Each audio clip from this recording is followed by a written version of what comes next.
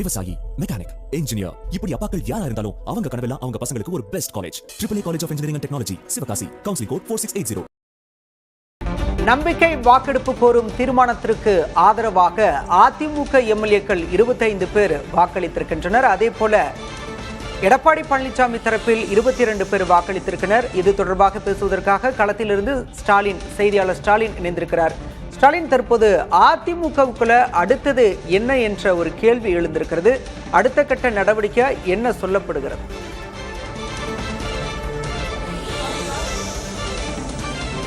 பல தமிழக சட்டமன்றத்தில் இன்று தாவேக அரசின் மீதான நம்பிக்கை தீர்மானத்தில் வாக்களித்த அதிமுக சட்டமன்ற உறுப்பினர்கள் 2 பிரிவுகளாக பிரிந்துதான் நின்றிருக்கிறார்கள். மொத்தம் 47 சட்டமன்ற உறுப்பினர்கள் இருந்தாங்க. இதில் 22 பேர் அதிமுக பொதுச்செயலாளர் எடப்பாடி பழனிசாமியை ஏற்று அரசுக்கு எதிரான நம்பிக்கை தீர்மானத்தில் எதிராக வாக்களிச்சிருக்காங்க. அதே நேரத்தில் மற்றொரு தரப்பு எஸ்பி வேலுமணி தலைமையிலான அந்த குழுவினரை பொறுத்த வரைக்கும் மொத்தம் 25 சட்டமன்ற உறுப்பினர்கள் தாவேக அரசை ஆதரித்து தங்களுடைய வாக்குகளை பதிவு செஞ்சிருக்காங்க. இன்று கண்கூட நம்மளால பார்க்க முடிஞ்சது. அதிமுக பிளவுபட்டு சட்டமன்றத்துக்குள்ள நிற்கக்கூடிய அந்த காட்சிகளை நம்மளால நேரடியாக பார்க்க முடிஞ்சது.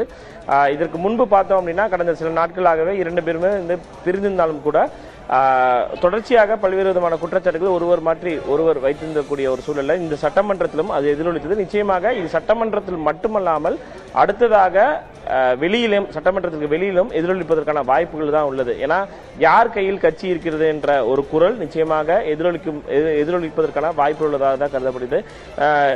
நம்முடைய செய்தியாளர் ரமேஷும் இணைந்திருக்கார். ரமேஷ், இன்றைய ஓட் ஆஃப் கான்ஃபரன்ஸை பொறுத்த வரைக்கும் வேற என்ன சுவாரஸ்யமான சம்பவங்கள் உள்ள நடந்தது? ஏன்னா நம்ம 2 பேருமே உள்ளதான் இருந்தோம்.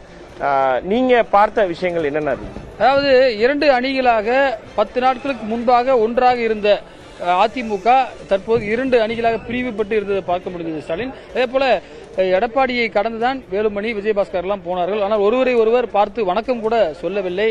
மிகவும் சோகமான ஒரு முகத்தோடு தான் எடப்பாடி பழனிசாமி இருந்தார். போன தடவை அவர் எதிர்க்கட்சி தலைவராக இருந்தார். மற்றொரு விஷயம், நீங்க வாக்கெடுப்பு நடந்துட்டு இருக்கும் போது யார் யாருக்கு வாக்களிக்கிறாங்க அப்படின்றத உன்னிப்பாக 2 தரப்புமே நோட் பண்ணிட்டு இருந்தாங்க. இந்த பக்கம் விராலிமலை விஜயபாஸ்கரும், இந்த பக்கம் அக்ரி கிருஷ்ணமூர்த்தி. இவர் தான் எடப்பாடி பழனிசாமியோட கொறடா, அவர் வேலுமணியோட கொறடாவாக கொடுக்கப்பட்டிருந்தார். இந்த நிலையில இன்ட்ரெஸ்டிங்கா எழுதிட்டே இருந்தாங்க. பாத்தீங்கன்னா ஒரு நேரத்தில் எடப்பாடிக்கு சொல்றாங்க, எடப்பாடிக்கு அவருக்கு பின்னாடி எத்தனை பேர் ஓட்டு போடுறாங்கன்னு தெரியல. அதாவது அக்ரி கிருஷ்ணமூர்த்தி கன்வே பண்ணிட்டே இருக்காரு. நமக்கு நம்பர் சிவங்க எல்லாம் இதெல்லாம் போட்டாங்க. ஏன்னா கொங்கு மண்டலத்தை சேர்ந்த முன்னாள் போக்குவரத்து அமைச்சர் எஸ்பி வேலுமணி பக்கம் இருந்ததை நம்ம பார்க்க முடிந்தது. இது போன்று ஒருவரை நட்புறவாக இருந்தவர்கள் மாறி போய்விட்டார்கள். தருமபுரி மாவட்டம் 2ஆக பிளவுபட்டிருந்ததை பார்க்க முடிகிறது. KP அன்பழகனும் மற்றொரு பாப்பிரெட்டிப்பட்டி எம்எல்ஏவும் பார்த்தீங்கன்னு சொன்னால் வேறு பக்கம், குறிப்பாக வேலுமணி தக்கம் போயிட்டு சம்பத்குமார் பாத்தீங்கன்னா முன்வரிசையில் பேசினார். ஒரு கட்டத்தில் 2 பேரும் நம்பர் செக் பண்ணிக்கிறாங்க. விராலிமலை விஜயபாஸ்கர் எனக்கு 25ன்றாரு, எனக்கு அக்ரி கிருஷ்ணமூர்த்தி எங்களுக்கு 22ன்றார். ஒருவர் நம்பர் செக் பண்ணிக்கும் போது நண்பர்களாக இருக்கிறார்கள். ஆனால் எதிர்த்து வாக்கு செலுத்தி இருக்கிறார்கள் பார்க்க முடிந்தது. அதே போல மற்றொரு விஷயம் நீங்க கவனிச்சிருப்பீங்க. தேமுதிகவை சேர்ந்த பிரேமலதா விஜயகாந்த் பேசும்போது முதலமைச்சரை பார்க்க ஒருவர் காரில் மறைமுகமாக வந்தார், அவர் யார் என்பதை நாட்டு மக்களுக்கு சொல்ல வேண்டும் சொன்னார்.